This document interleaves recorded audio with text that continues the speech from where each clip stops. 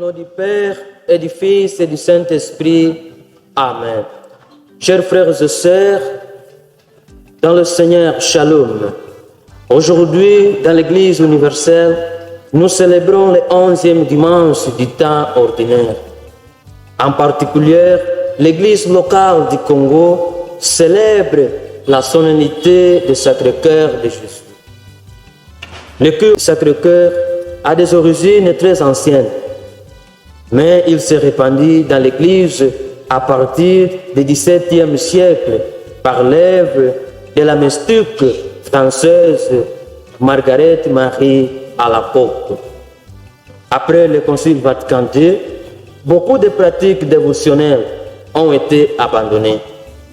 La dévotion au Sacré-Cœur de Jésus, par contre, a reçu une impulsion décisive justement de l'esprit conciliaire qui a poussé à chercher les fondements solides de chaque forme de spiritualité, non dans les révélations privées, auxquelles justement on a accordé une valeur plus relative, mais dans la parole de Dieu.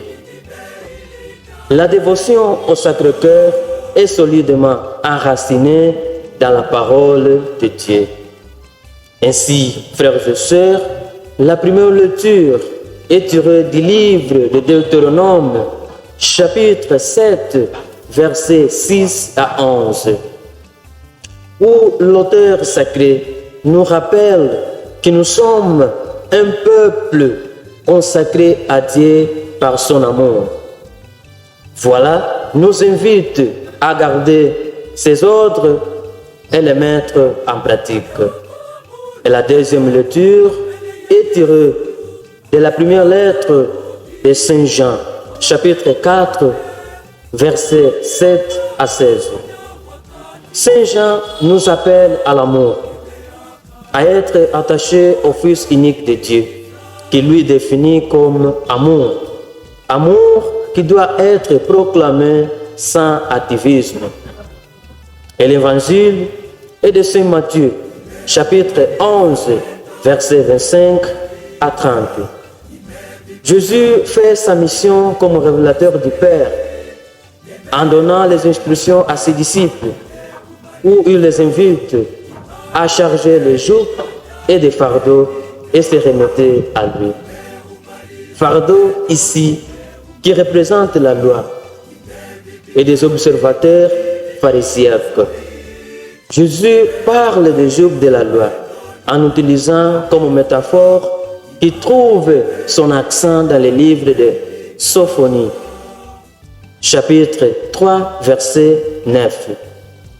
Puis je fais alors au peuple des lèvres pures pour qu'ils puissent tous invoquer le nom de Yahweh.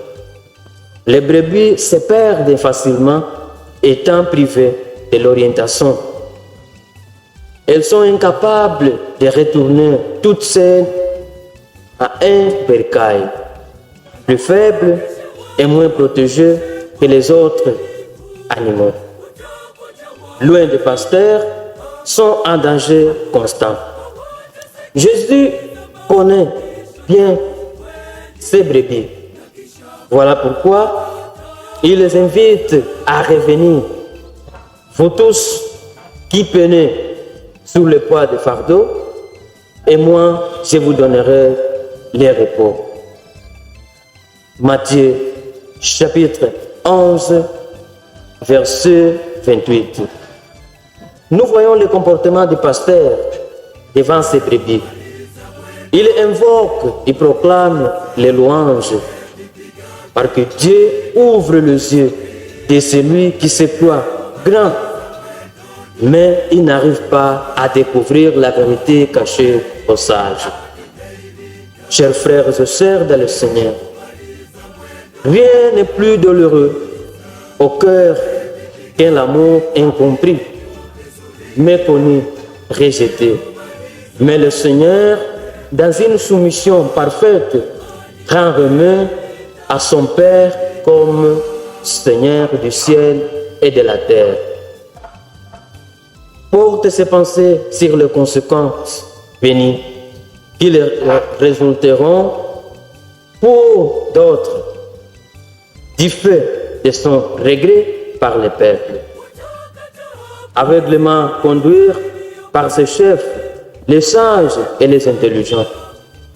Ceux qui en profiteront seront les croyants. Il fallait devenir sage et intelligent selon l'homme. Beaucoup ne pourraient être sauvés.